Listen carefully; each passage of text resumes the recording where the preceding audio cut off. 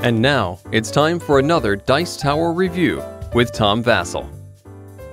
Hey folks, today we're taking a look at Tippet, which if you can look really closely at the box there, you'll see it was clearance. But this is a game that was originally came out in 1965. If it's still out 50 years later, well then there's probably something to be said for it. So I wanted to try it out. So let's take a look at what's inside this dexterity, where you're trying not to make something, tip and fall over.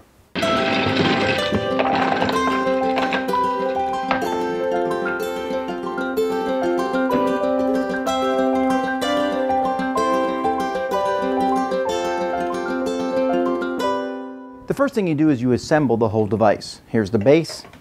You put a stick in the base, and then you're going to be balancing this, which has a point on it here.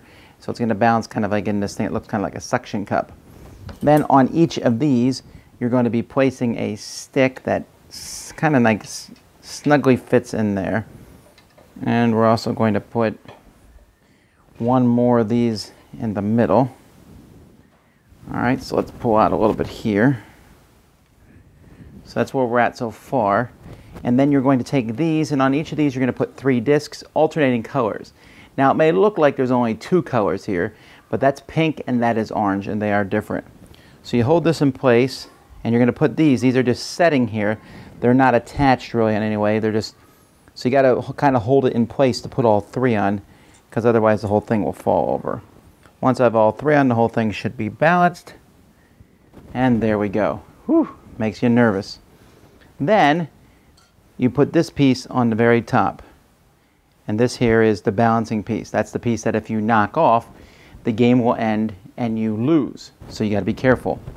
Now, the game comes with a tuning fork of sorts, or a spatula or whatever you want to call it, and a spinner. So on your turn, you spin the spinner to see what piece you need to pull off.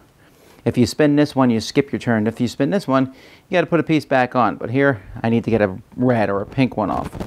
So that's pretty simple. You just take the tuning fork, put it underneath, and wow, that's the fastest game of Tippet we've ever seen.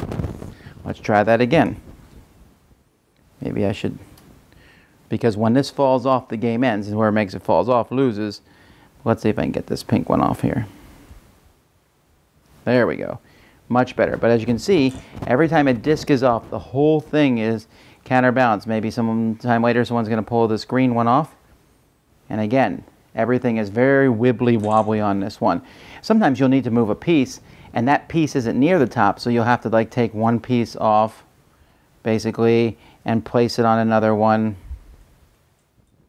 And then get the piece that you really wanted to get off. Woo! Now, if you get 3 pieces of the same color, you win automatically. Otherwise, when someone does make something fall off, so let's see if this, will this make it fall? It does not.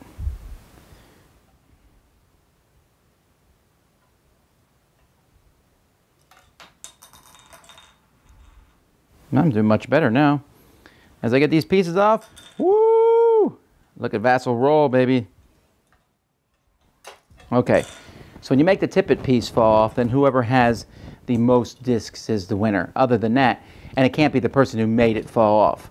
So if you make it fall off, you automatically lose, and whoever has most wins. Otherwise, first person to get 3 of the same type is the winner. That's how you play Tippet.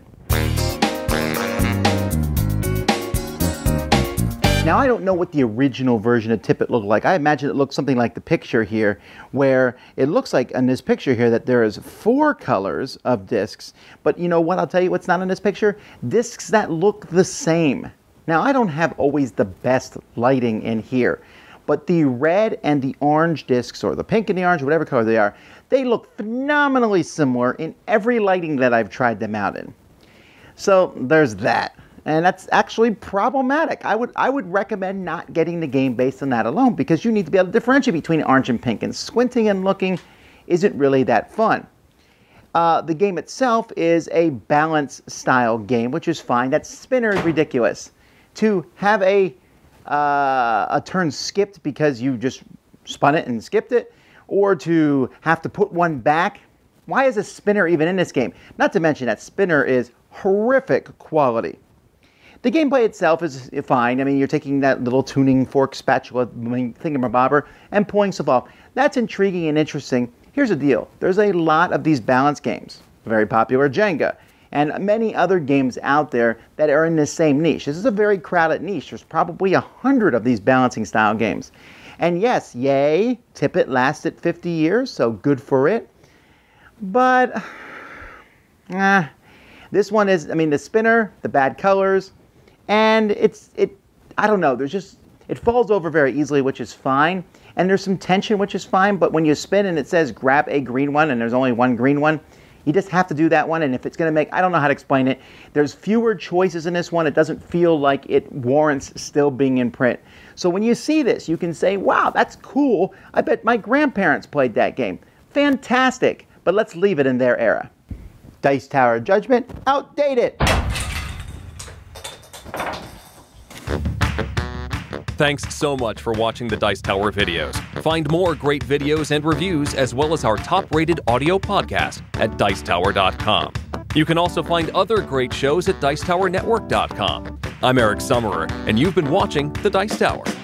The Dice Tower is sponsored by Cool Stuff Inc., where you can find great games for great prices. Cool stuff in stock. Check them out at CoolStuffInc.com. Shut the door.